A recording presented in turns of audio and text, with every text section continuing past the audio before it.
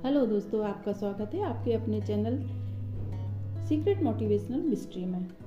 दोस्तों 22 मार्च 2023 को नवरात्र प्रारंभ होने वाली है, यानी कल बुधवार को नवरात्र प्रारंभ होने वाली है और नवरात्रि का पहला दिन जो कि माँ शैलपुत्री को समर्पित होता है। दोस्तों आपको 9 दिन तक पूरी नौ माताओं के बारे में आपको जानकारी देती रहूँगी मैं वीडियो में, और आपको ये भी बताऊँगी कि किस दिन कौन सी माता का है और उनके किस विधि से पूजा करना चाहिए, कौन सा मंत्र बोलना चाहिए और उनकी कथा कौन सी है और किस नाम से उनका नाम पड़ा है। जैसे माँ शैलपुत्री का नाम किस नाम से पड़ा है, ब्रह्मचारिणी का किस नाम से पड़ा है, ये सारी जानकारियाँ मैं आपको अपने वीडियो में देती जाऊँगी। तो दोस्तों माँ शैलपुत्री का सवारी है। माँ शैलपुत्री का रूप अद्भुत है। भक्त उन्हें वृषारूढ़ के तथा उमा के नाम से भी जानते हैं। तो आइए हम जानते हैं शैलपुत्री के स्वरूप तथा उनकी पूजा विधि के बारे में। माँ शैलपुत्री पर्वतों के राजा हिमालय की पुत्री हैं। देवी का वाहन बैल है अथवा वृषभ है, इसलिए माँ को वृषारूढ़ा के नाम से भी जाना जाता है। माँ शैलपुत्री की पूजा पहले दिन की जाती है और घट स्थापना भी की जाती है पहले दिन। माता के दाहिने हाथ में त्रिशूल धारण है तथा इसी त्रिशूल से वह शत्रुओं का नाश करती हैं, और माँ के बाएं हाथ में कमल का फूल है जो शांति और ज्ञान का प्रतीक है। माँ शैलपुत्री की कथा इस प्रकार है दोस्तों। एक बार प्रजापति दक्ष ने यज्ञ किया।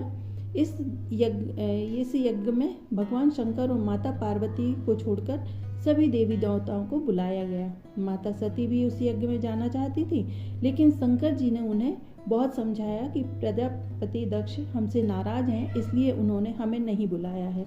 लेकिन माता सती ने नहीं माना और भगवान शंकर की अनुमति लेकर यज्ञ में चली गई। यज्ञ में उनकी माता के अलावा उनके परिवार का कोई भी सदस्य उनसे बात नहीं कर रहा था। अपने परिवार का यह व्यवहार देखकर माता बहुत दुखी हुई और उसी समय प्रजापति दक्ष भगवान शंकर को अपशब्द कह रहे थे, उन्हें अपमानित करने लगे। शंकर जी का अपमान सती सहन नहीं कर पाई और यज्ञ में कूदकर अपना देह त्याग कर दी। जब भगवान शंकर को यह बात पता चली तो वे बहुत दुखी हुए और उन्होंने अपनी सेना भेजकर यज्ञ समाप्त करवा दिया। इस घटना के बाद माता सती ने शैलराज हिमालय के यहाँ जन्म लिया। हिमालय के यहाँ जन्म के उपरांत वह माँ शैलपुत्री कहलाती।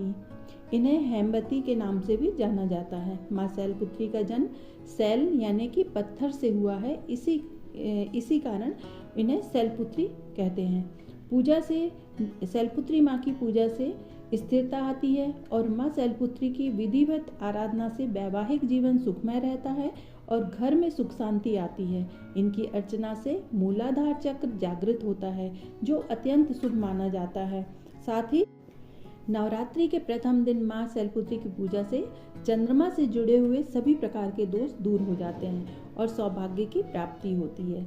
अब दोस्तों जानते हैं पूजा विधि क्या है माता की। नवरात्रि के पहले दिन सौभाग्य की देवी की पूजा सच्चे मन से करना चाहिए।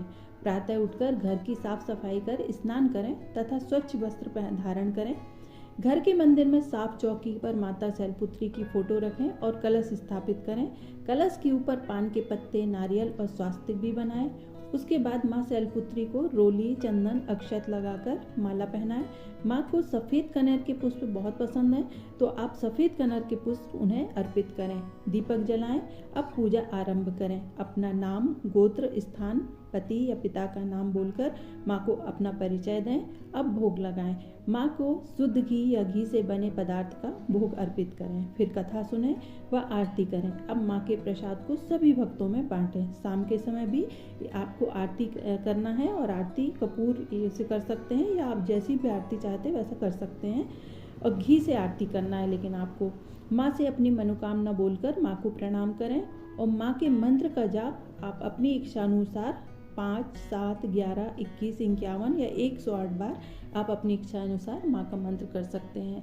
मंत्र आपको डिस्क्रिप्शन में दे दिए जाएंगे, आप देख सकते हैं। उसमें आपको 2-3 मंत्र दिए जाएंगे। आप जो भी मंत्र चाहें, आपको जो भी सुविधा पड़ती है, आप वो मंत्र से सच्चे मन से माँ से प्रार्थना करके वो मंत्र करें।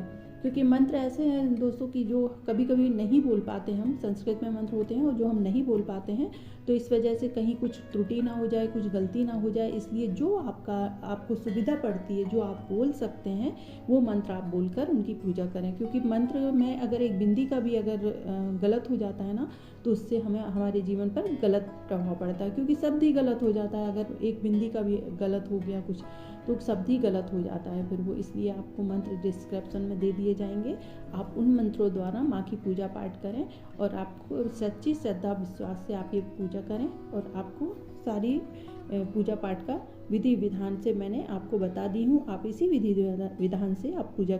अगर आप पीले रंग के वस्त्र पहनकर और पीले आसन पर बैठकर माँ की पूजा करते हैं तो ये बहुत ही शुभ माना जाता है। दोस्तों, अगर आपको मेरा वीडियो अच्छा लगा हो तो इसे लाइक शेयर सब्सक्राइब जरूर कीजिए।